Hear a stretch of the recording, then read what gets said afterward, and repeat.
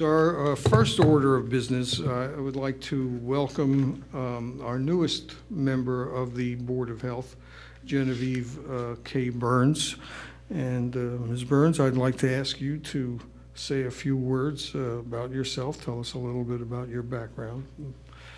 What brings you here? Thank you. I moved to Radnor in 1992, and my family and I have been living in Garrett Hill since 2000. I am originally from Michigan and attended the University of Michigan for my undergrad and for my master's degree in nursing. I have a master's degree in community health nursing with a focus on health promotion and having people practice positive, healthy behaviors. I've also, since moving here, I've gone to Temple. I got a postmaster's degree in psych mental health nursing. I've wanted to be active in the community, active in the board for some time actually, to volunteer. And one of my, I'm in primary care. I really feel strongly about health promotion. Some of my special interests are heart disease, stroke awareness, and teaching CPR. So I just hoping that I can do something in that line or working on some of the other issues that the board is working on over the next years. Well, thank you very much, and thank you for your commitment. I'm sure the citizens of our township will have great reason to appreciate that over the years to come. At this point, I'd like to ask Lawrence Taltone, our Township Health Officer, to give us his announcements for the evening. Mr. Hazen, would you like for me to give the announcements and the report, or do it separately? I think that one before the other, or however you have them. We don't have to interrupt your for the minutes. We can do that after the report section. Okay. Thank you. Thank you, sir. For announcements, as you noticed, missing from the meeting tonight, our Commissioner John Fisher was not able to attend tonight's meeting because of business. Likewise for Vice Chairman Amy Wishner and Dr. Ballard. I think he's trapped overseas because of the volcano. So those are the reasons why those board members are not here tonight. By way of my report, I too would like to welcome Ms. Genevieve Burns to the board. Thank you and welcome for coming. Welcome to the board, I'm sorry. In addition to my routine inspections that I do at food establishments, bathing places, the new rental units, and the complaints, I want to bring your attention to, in your packet, you'll find the Delaware County Council's discount prescription cards for residents. It helps to make their affording medications more tolerable. I put one of the cards on each one of the Board of Health members' packet, in case you have someone in your particular district or that you represent, to give them that card. And as it states, I can get more from the county. Also, I have the executive summary of the Johns Hopkins Public Health Service study that was done, and the final report from that same study. On April the 20th, which is this Friday, the Katie Sampson Lacrosse Festival will be held at the Radnor High School. Just to give you a little history about Katie, Katie was a Radnor Township High School graduate and suffered a spinal cord injury while sledding at the Willows Cottage in January of 2000. She later graduated from Middlebury College with a joint degree in anthropology and history and carried the Olympic torch for the 2002 games. This fundraiser is to raise funds to fight spinal cord injury.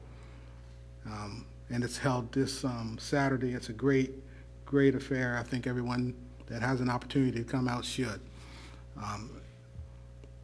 June the 12th of this year, the Mainline Jazz and Food Festival will be held again on North Wayne Avenue between West Avenue and East Lancaster Avenue. This is a great affair. It's in its 7th year, and it puts a spotlight on the great food facilities that we have in this area, in particular Radnor Township, which I think we have the best around. And I brag on that all the time with my other health officials in the area. On April the 6th, I'm happy to announce that we had a certified food managers training class here at the township in this very room. We had 16 people who came in and took the class, and at the end took the exam. 15 of the 16 passed the exam. Now, when I say that, that's a pretty good accomplishment, because standard pass-fail ratio is 50% the first time you take the exam, and it's typically a 2-day class. So we did it in 1 day, and we had 94% pass ratio. So I thought that was pretty good. Also, our annual rabies clinic will be May the 22nd. I think you have a flyer in your packet, and there's one on both entrance doors. We have it on the scroll. We have it on our website, and we will be putting it out in various business locations throughout the township as time moves on. Our own Dr. Donato will be administering the rabies vaccine, and kudos to Dr. Donato. Again, here's the flyer. Radnor Township's 2010 Annual Rabies Clinic. The 2010 Radnor Township Annual Rabies Clinic for its residents is scheduled for Saturday, May 22nd, 2010, between 1 and 3 p.m. This year's clinic will be held at the Radnor Township Public Works Building, which is located in the rear of Mainline Pizza, located at 233 East Lancaster Avenue. Dr. Len Donato has agreed to donate his services for this event. The Radnor Township Board of Commissioners and the Board of Health urge township residents to protect their pets by taking advantage of this vaccine, which is provided at no cost to pet owners. Pet owners participating are required to have a leash or a carry case and maintain control of their pets at all times. Donations for this event will be gratefully accepted. For more information, please contact me at 610-688-5600, extension 148. Now, all of this information is also on the township cable channel, the scroll? That's correct. That's correct. And lastly, Community Action Agency of Delaware County has a home weatherization program. And that information, again, is also on the scroll and the website for residents who may find the need and for that assistance. Mr. Chairman, board members, so ends my report.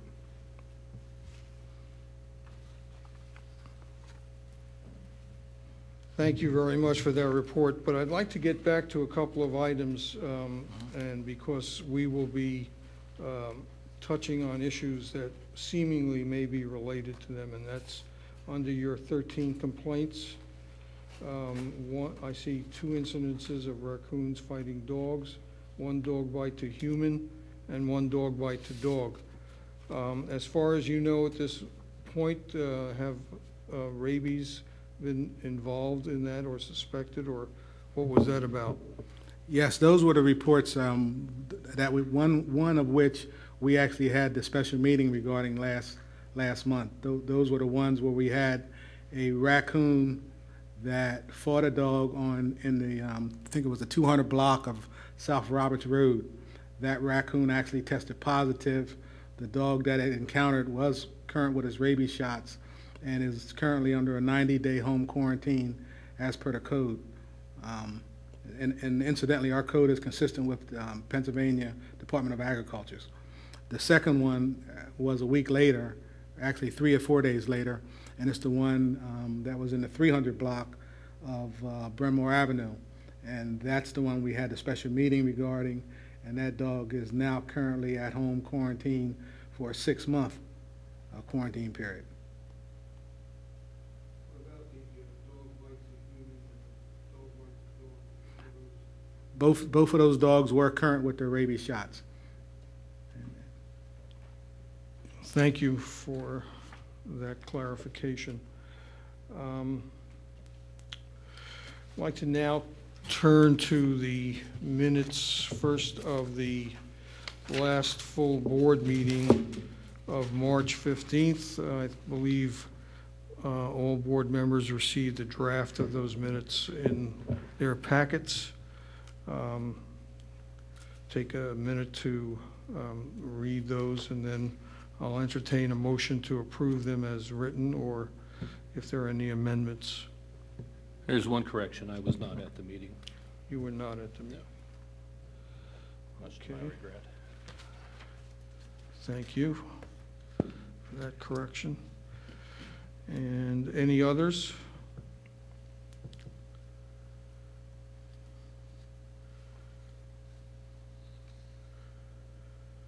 I should point out that when since I'm transcribing my own minutes here, when I put an item in bold, it's usually going to mean something for somebody's attention in terms of follow-up, or something that I would like to call to everybody's attention.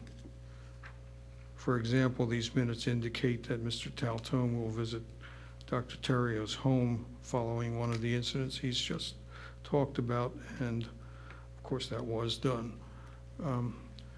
Any other corrections or additions to the minutes? If so, is there a motion to approve? Dr. Offit is moving that. A second? Second, thank you. All in favor? Any contraries? Okay, thank you. The minutes are approved as amended. And we'll now move to the minutes of the special board meeting held on April 6th, 2010. And I know right away that Dr. Leader, you were at that meeting, were you not? And so I'll make that correction. Are there any additions, corrections, other than the addition of Dr. Leader's name to those present? I should point out before we vote that Dr. Terrio has indeed acted in good faith on one of the issues where he agreed to reimburse the taxpayers of our township the cost of the advertisement in the newspaper of the special board meeting, and he has paid the $50, and that has been followed up on by Mr. Taltone. And both Mr. Taltone and Dr. Donato will, I think, be following up with regard to securing Dr. Terrio's assistance in the rabies clinic on May 22nd. So I'm very pleased that Dr. Terrio did at least fulfill one of his promises, and I'm confident that he will fulfill the other one. Any other changes, additions? Any motion to approve? It's moved by Dr. Humphrey, Dr. Donato second. All in favor? Aye. Any contraries? So those are approved. Okay. Moving right along. We have old business, and there are actually, although it's one bullet on our agenda, I would like to just make a comment that in terms of the leash law as it affects cats and the issue of cats that have either been born into or returned to the wild, or as they are referred to, feral cats, those are two separate issues. Obviously, a leash law would not be applicable to cats that aren't anybody's pet, so they would have to be dealt with in a different manner. The leash law, we were all given copies of Chapter 115 of the Township's ordinances, which refers to animals, and I believe it's paragraph 115-10, cats at large, and that relates to circumstances in which rabies has been confirmed in this township or any municipality adjacent to ours, such as, for example, Lower Merion or Tredyffrin or Easttown, or I suppose Newtown Square as well. Any municipality adjacent to Radnor Township. If rabies is confirmed in those cases, then the township, under this paragraph, is supposed to issue a declaration prohibiting cats from running at large in our township. Now, to date, that has not been done, although we have had 2 confirmed cases of rabies, of dogs bitten by rabid animals. So I think one of the things that the township commissioners, which would direct the director of community development in this case to follow up on this paragraph, the director of community development is Mr. Matt Bauman. He would need a directive from the township commissioners to issue this prohibition. In other words, to actually implement this paragraph in the ordinance. That has not happened at this point, and I think what the township commissioners are looking for is a letter from us making a recommendation one way or another with regard to implementing this this paragraph. So that's what I would like to open up for discussion. Are we in accord with implementing this prohibition? Do we think that we would rather recommend to the township commissioners that it be stricken from the ordinances? I think one of the issues that they have, and as we have had in the past, is enforcement. Who exactly will enforce this prohibition? And enforcement in this case would be done from the police department, either by police officers or the animal control officer is, who is here tonight. Mr. William Gallagher is here. And Mr. Gallagher, I would ask you to come up to, or you have a microphone there. And so just if there's anything you want to add to this part of, as distinct from the feral cat issue, I want us to treat those as 2 separate issues because I think they are. So if there's anything you want to add at this point to help us in our discussion of this. Well, if I may, as I was listening to your talking about the rabid animals in our surrounding townships, the only township you neglected to mention was Haverford.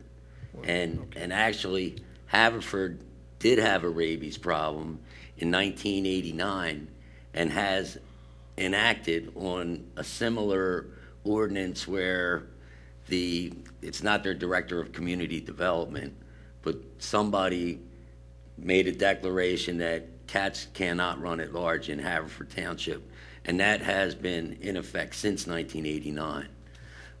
Lower Merion's ordinance, for example, puts dogs and cats basically in the same boat, if you will. Dogs or cats cannot run at large. And the enforcement, just like you said, goes to either the animal control or any officer of the township. Just so we're clear, Haverford Township's ordinance, and I would ask Mr. Taltone to see if he could get us a copy of that, if possible, unless you have it here already, in which case we'd need copies for all of the Board of Health members. The Haverford Township's ordinance applies all the time, or just in the case of a confirmed case of rabies?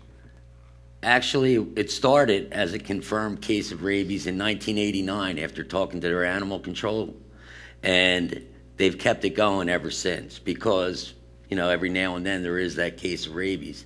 So, they've stayed on top of that. I would say that from a rabies standpoint, there's always a case around. Each month there are cases reported to the state that come from this area. So I would probably say it's here all the time.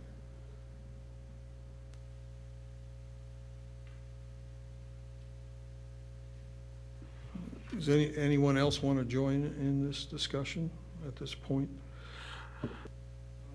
Basically, our ordinance, the end of the period of prohibition under 115-10 is determined by the Board of Health. Of course, if rabies is always around, then we might periodically consider the prohibition, but decide to keep it in force virtually in perpetuity.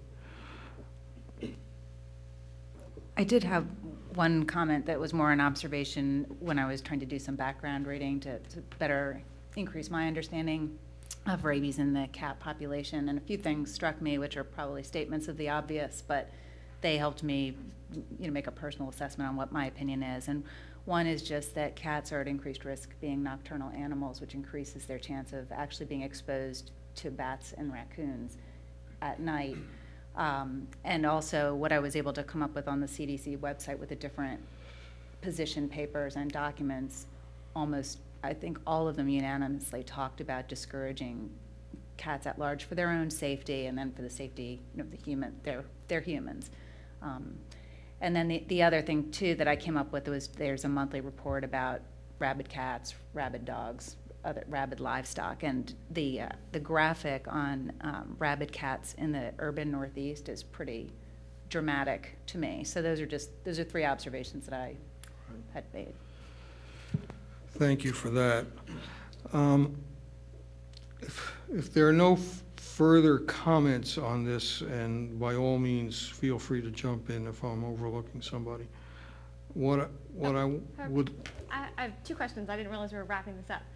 Two questions would be, you said it was Haverford Township and Lower Merion have this on the books already. Are they actively enforcing this? Do they issue frequent citations, or how's that going for them? And then secondly, would we consider ours to be cat only, or would we do cat and dog like Lower Merion, or what were we thinking?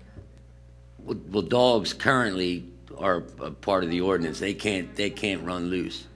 However, with the cats, I know for a fact that Haverford actually, they get a phone call, the guy goes out and will track down the cat and take it directly to the SPCA, tag or not. For your reference, Dr. Leader, the Article 3 of the section we're discussing, paragraph 115-7 references dogs at large. So I think they're fairly well covered, although all of us can no doubt recite an instance or more than one of observing dogs that are not leashed. But the fact is that's in violation of the paragraph of the ordinance. If I may, I'm sorry to interrupt it. Please. However, say I was to go pick up a cat and transport it over to the SPCA, that would cost the township $108 per cat. And when we got, I thought we were going to do the feral with the regular cats, but you're talking major money if you just for one instance, a feral cat population that Dr. Donato was nice enough to have removed. When I went down and investigated it, I saw 7 cats. It ended up that they took 27 out, and 4 others were taken out by other people not involved with Dr. Donato's group. So that's 31 cats. And this was in the Garrett Hill area. That's the Garrett Hill area. Right. Nevertheless, the ordinance is in front of us. And again, we're asked what our views are with regard to implementing this ordinance, or recommending to the township commissioners that for reasons that might include the cost, this prohibition be stricken from the books. My feeling is that there's a problem with having an ordinance like this that is not implemented, and that is that the township incurs, in my view, and I'm not an attorney, a liability for failure to follow up on its own ordinance in the event someone is bitten by a or a cat is involved, someone's pet cat who is roaming at large is involved in some incident. And the owner can say, well, you know, township didn't follow through on its own ordinance, and consequently, we've done something wrong rather than the owner of the pet. Could I make a comment? I think it would not behoove us to recommend deleting this from the ordinance. This has been in effect since '91, and I think there would be a greater liability to the board and to the township if we were to recommend this to be deleted because we can't enforce it, or for monetary reasons. That's just my personal feeling. I have a feeling that the cats and dogs should be dealt with in the same manner that we've outlined here. I noticed in the minutes that one of our board members, who's not here tonight, and I think was involved in creating this ordinance, thought that it required cats as well as dogs to be controlled when outside. So there seems to be a little bit of misunderstanding across the board. So, but again, I think deleting this kind of safety information is really puts us in a bad position. Well, speaking for myself, I concur, and I only mention it as an extreme, you know, form of action. I certainly would not be one to recommend that we do that. Are there, Dr. Donato? Oh, I was just going to say that I think they should be put together. The other townships around us are doing it. We do see on a day-to-day basis more issues related to outdoor cats than dogs that are roaming around as well. I mean, the cats, I feel like, are the real problem when it comes to being at large. And that goes for ferals versus people who own them as well. So I think it's something that we really need to address. It is a public health concern. Cats do, feral cats as well as cats that roam outside. There are a lot of public health issues related to internal parasites, even, you know, bringing in ticks to the owners in relation to Lyme disease. There's a whole number of issues that can be helped with this ordinance.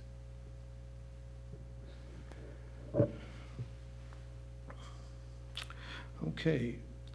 Well, again, the end result here, and I'm by no means for closing any further discussion, if there is any, needs to be a letter from this board to the Township Board of Commissioners making a recommendation. And I've heard a recommendation that perhaps cats should be included in 115-7, which is all-inclusive and is not dependent upon rabies being seen confirmed in this or any other township. So that's a possibility. The other possibility would be a letter to the Township Commissioners indicating our recommendation that the prohibition in 115-10 be issued and, of course, enforced. And then we would have to revisit that from time to time. So I would like to entertain a motion on either one or both of those issues or outcomes.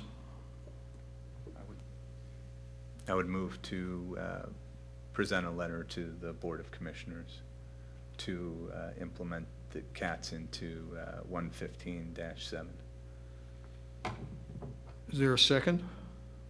I'll second that. Okay, the motion has been made by Dr. Donato, seconded by Dr. Humphrey. Is there any discussion on that motion?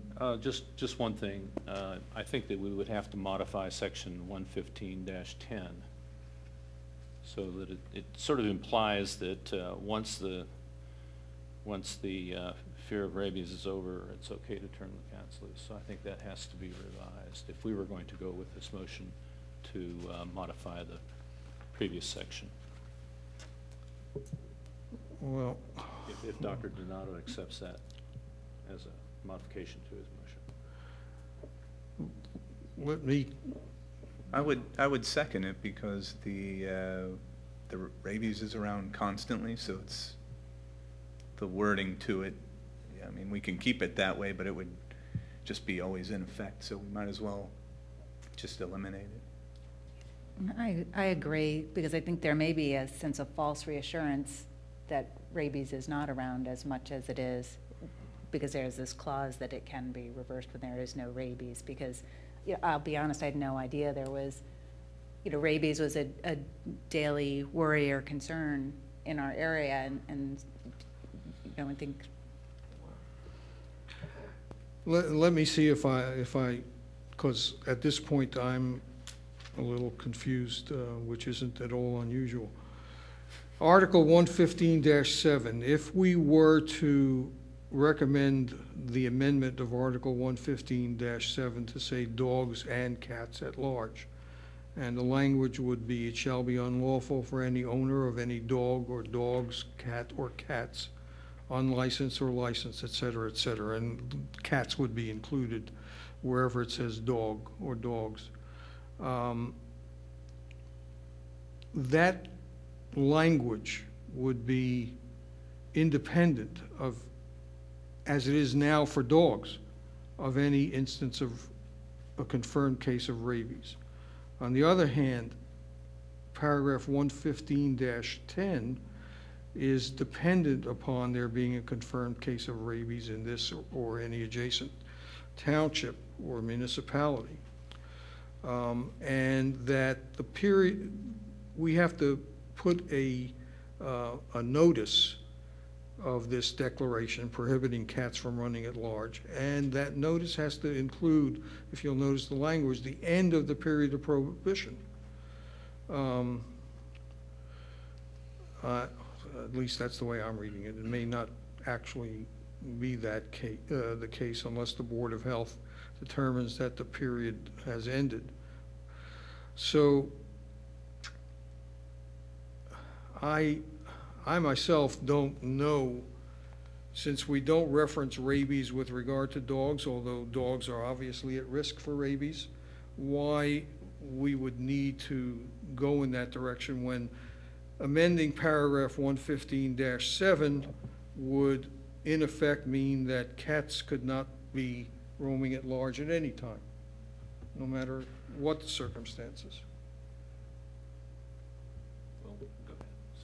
No, I was going to say, the language may actually be preferable to adapt the cat language into 115-7 because it allows cats to be on the owner's property, whereas the language in -10 says they have to be on a leash anytime they're outside. And, you know, I know people have electric fences for cats, you know, those types of things to make sure the animal stays on their property. So it may make the situation a little easier. It doesn't solve the nocturnal outdoor problem, but it may be a happy middle ground. And I agree, and that more or less is what I was suggesting with the modification of your motion.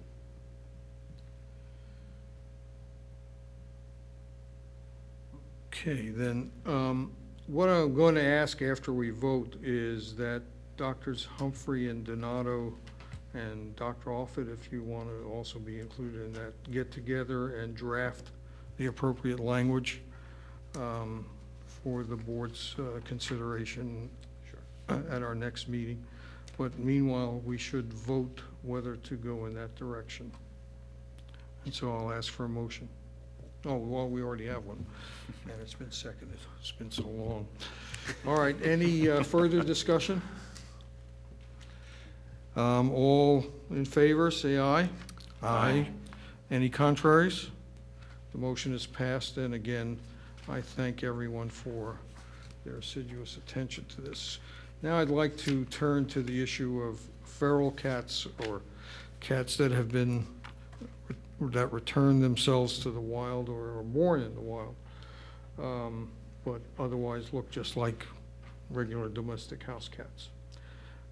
And we've been given a set of questions by Township Commissioner Donald Curley, and he has asked for the board's recommendations on those questions. And Dr. Donato has been kind enough to follow up on those questions and has formulated some responses for our consideration. Dr. Donato. So the questions that were looking to be answered about feral cats and wild animals, is the feeding of wild animals, is that a health threat? And pretty much it is. The feeding of wild animals will bring them to a certain area, and when they're in that area, they're getting food, but they're also going to the bathroom, they're interacting with a number of different wild animals. So it does increase the health risk, because now we have potential of salmonella if you have it with birds, leptospirosis, which is a bacteria that can infect people as well in their kidneys. It's in the urinary tract, but it's passed by animal to animal in their urine. Also, rabbit fever, tularemia can go to people as well. E. coli, you can see in the township the foxes that are all bald, and those have scabies, which people can get. Unfortunately, working with wildlife, sometimes me and my staff will be exposed to that. It's uncomfortable. Parasitism, like worms can actually migrate into, happens mainly in children where they're playing in like a sandbox or in a place where animals went to the bathroom, and the parasites, the little larvae, will climb through their skin from the ground. It's pretty, it's not so good. And also a lot of these animals will carry ticks, like the rabbits. Everyone thinks it's deer. It's actually a lot of rabbits and chipmunks and squirrels, which, you know, everybody thinks are very cute, but they bring a lot of ticks into the area. And of course, then we have the worry about Lyme disease with that. So the feeding of wild animals is a public health concern, and it does happen. I mean, I know a lot of people who have gotten Lyme disease, and it's from a lot of ticks. So then that posed another question about feral cats. Are they a health threat? And while they don't bring all of those diseases, certainly they're a reservoir for rabies, and that is a big concern. Last year in the state of Pennsylvania, cats were the second most affected animal with rabies, behind raccoons, which when I initially saw that, I was quite surprised. But for this year, they were following number 2 again. I mean, they're up there. So feral cats are a reservoir for rabies. They also, again, they tend to go to the bathroom in gardens and sandboxes that children will play in, and the transmission of parasites occurs there as well. The larval migrans is what it's referred to when the larvae burrow into the skin of young children.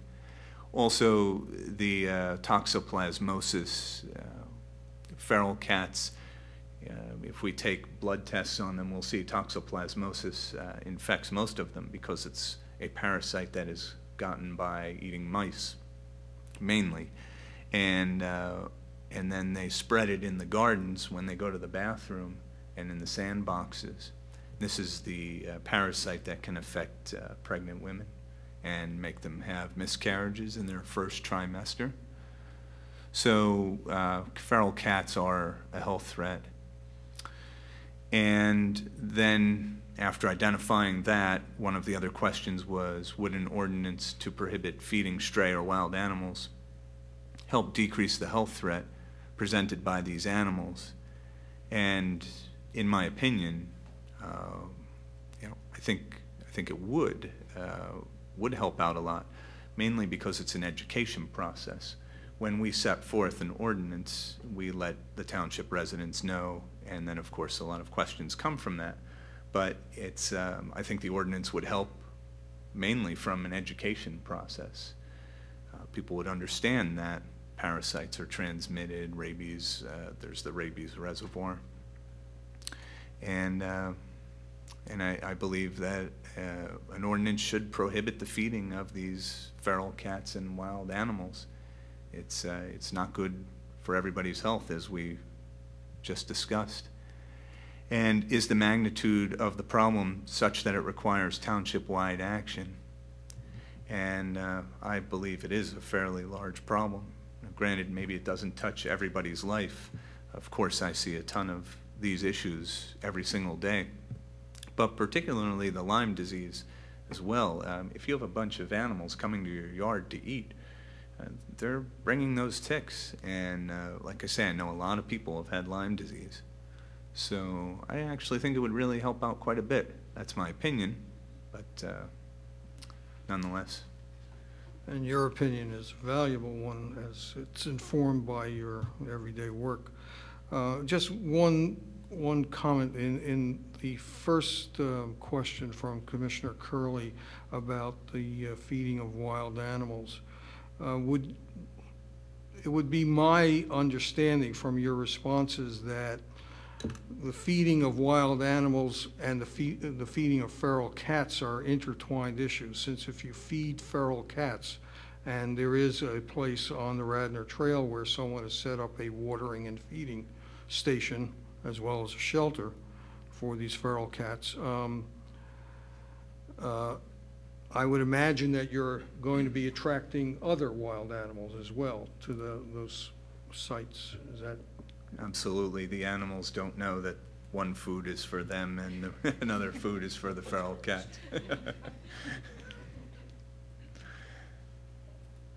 So that would tend to magnify the issue of feeding feral cats. That actually contributes a lot to the feral cats being an additional reservoir of rabies, along with the raccoons. Okay, are there any questions, comments? If we were to recommend that recommend to the Board of Commissioners that this become an ordinance, how would we enforce that? I'm not talking about leaving food on the trail. I'm talking about people putting out peanuts over the winter, watching the squirrels eat, or inadvertently feeding the squirrels when the squirrels come up there and hit the bird seed. Birds themselves, with histoplasmosis and everything else too. So I mean, I just wonder how one's going to enforce this. We have the police going from property to property and checking out, or will this be confined to maybe public areas? I'm not sure. I only raise this as part of an issue. It's nice to have an ordinance, but if it's not enforceable, it's problematic. After saying that, and as I was writing the answers to these questions, yes, bird feeders came right into my mind. But I think it should be on, I don't know the legalese, of course, but mainly with the mammals. I feel like a majority of the problem. Would we recommend that be written into the ordinance that we? I think if we're going to make a practical ordinance, right, that would make sense. We can't be leaving large amounts of food laying around. I think that just goes against any public health issue that Mr. Taltone would deal with as well. We just can't leave our garbage and food laying around. So I think it would have to be focused on the mammals. Because birds we're not going to stop. No.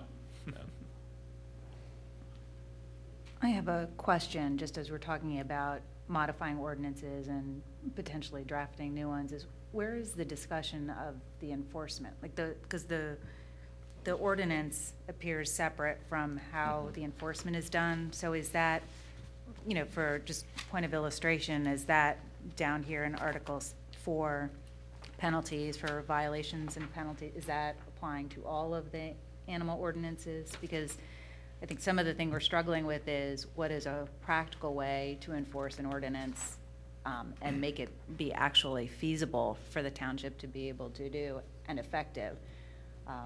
So I don't know if it's two separate discussions or if we make a recommendation on an ordinance and another body drafts the enforcement language, be it ticketing or a fine or taking an animal or, you know, all of those different things.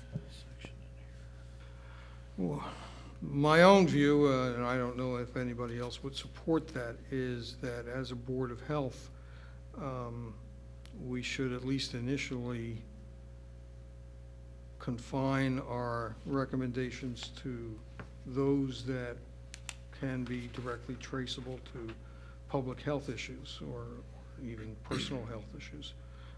There are enforcement paragraphs in this, such as right of entry, seizure, payment of expenses, violations and penalties. Just to talk about a few, those are under paragraph 115-12, seizure and redemption.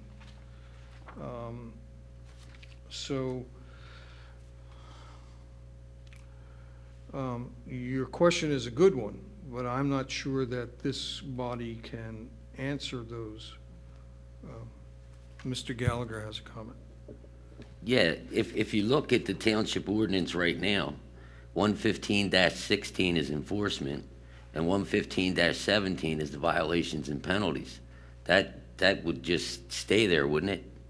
I mean, you wouldn't have to change that to change an ordinance. No, that would be my view as well, that we wouldn't change any of the existing. And I was also pointing out up above that on that same page under 115-12, paragraph A, right of entry, the animal warden and or police department are authorized and empowered to go upon any premises to seize and detain any dog or dogs. So that's, in my view, an enforcement provision as well. And I would not see any of those being changed, except insofar as to be consistent with anything we recommend with regard to paragraph 115-7, that all of these need to be looked at in terms of the paragraph I just cited only speaks to about dogs. And I would assume that if we modified 115-7, we would have to also include cats in that paragraph. Well, I think we're talking about two different population categories. I think this, if I'm not mistaken, applies largely to animals that are owned by someone, either licensed or not licensed animals. And maybe the interaction between one of those animals with a wild animal or another animal that may have rabies that is licensed or not licensed. The other issue that we're talking about is how to enforce an ordinance dealing with wild animals and the feeding thereof. And I think they have to be, you could combine them into this one ordinance here, chapter 115 for, you know, domesticated animals versus wild animals, two different sections, but I think we need to look at it from that point of perspective. I agree. I would think that, and I'm looking at the clock, I would think that as a first step, we ought, well, we've already discussed what we're going to do with regard to animals that are still pets and haven't reverted to the wild, particularly cats. So we're going to follow up on that. But with regard to the feral cats and other wild animals issues, what I would propose we do as a first step is, on behalf of the board, myself and Dr. Donato can transmit this information to Commissioner Curley and ask him, tell him these are in fact our recommendations, and indicate that we're ready to help the township commissioners in any way we can to draft or enact the the appropriate ordinances. But as a first step, I think these responses are right on. And by the way, I don't know, do you want to take this as part of your work in redrafting the ordinance? That's from Lower Merion Township. Do you have copies of this that we could all share? Yeah, no, I don't right now, but Maybe Larry. give that to Mr. Talto. One of the other just comments on this is we just make recommendations to the Board of Commissioners, and based on public health. So when it comes to enforcement and other issues, while we want that information so we can make a practical recommendation, ultimately it still is decided by the Board of Commissioners what ends up being passed. I actually have a quick question. I know we're running short on time, but I was just thinking about this. You actually raised the question of whether the feeding ordinance would be for just public areas of feeding an animal versus a private area, meaning your own backyard or something like that, your private property. And I'm thinking now for all of us, and myself included, I keep a water dish out on the back patio for our dogs, fenced-in backyard for my own dogs. And I'm wondering, am I causing a public health threat by having a water dish outside for what I would intend to be my own dogs, but is that not? I sort of got wheels turning about what I'm doing. Sure. Well, and would our ordinance cover public versus private property? yeah. No, that's a really good question. I would say though that food is the typical attractor. Yeah, and particularly with rabid animals, they're actually kind of afraid of water. So I don't know if we would be including water bowls, but yeah. Where we're taking this and how far. Yeah. They can get water. They can get water from a lot of different sources, and I don't know if a little bowl would be all that bad. But that's just, again, practical. Yes, technically, I think yes, leaving anything out for an animal could happen. But our ordinance would be more thinking about. I would think so. I mean, that's. Well. I just have one last thing, and I know exactly what Commissioner Curley's talking about because I was up there. And there's an apartment complex off of Sugartown Road where I've been up there actually since 2007 dealing with feral cats. They were going to handle it because it was private property. We said, okay. However, now the cats have gone from the property of the apartment complex where I can go at any given time and find fresh, dry food, water in 5 different locations to a woman's house that contacted the commissioner who lives from me to that wall of the South Devon Park playground. And the doctor talks about the sandbox, and the sandbox is right there. Kids are swinging on the swings, cats are walking. You know, God forbid one of those children walk over to pet the kitten, and the mother jumps out, and, you know, that's what the commissioner's talking about right now.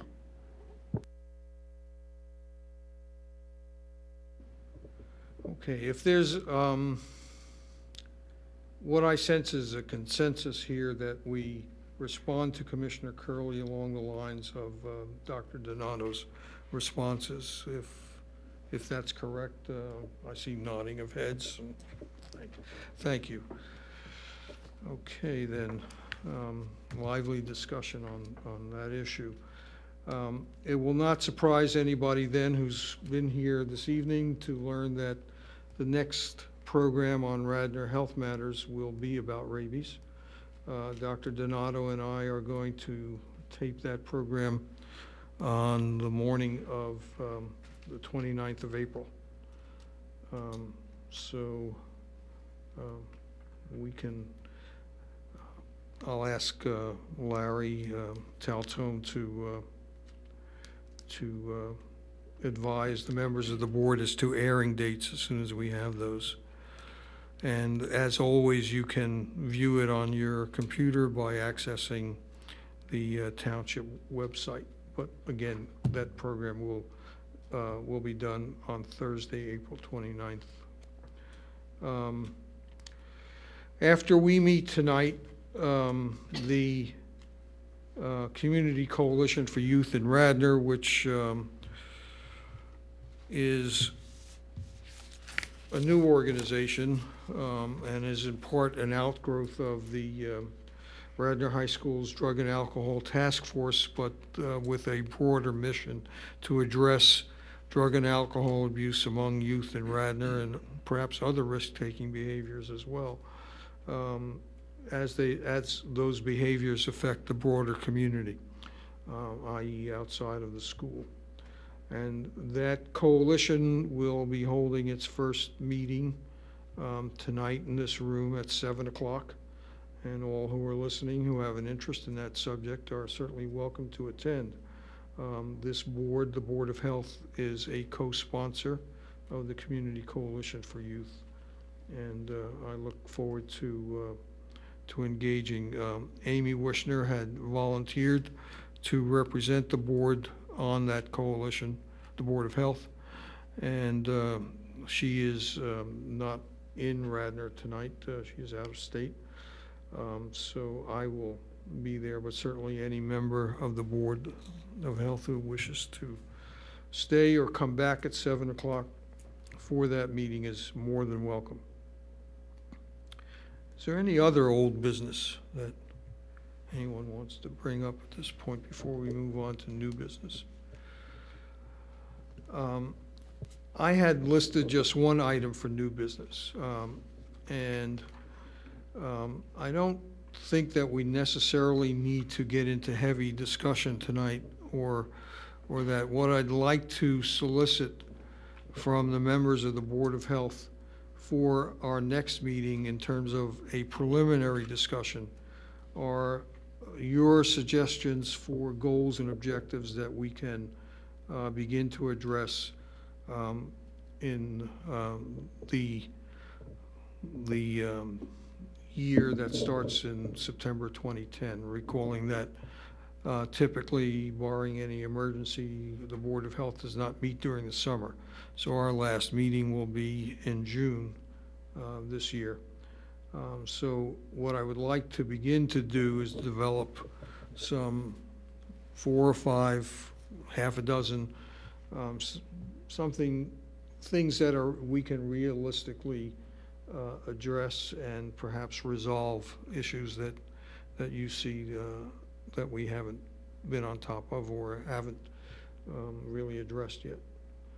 So please, again, email me those so that I can put them on the agenda for our next meeting. Thank you. Is there any other new business? Okay, hearing none, the meeting stands adjourned.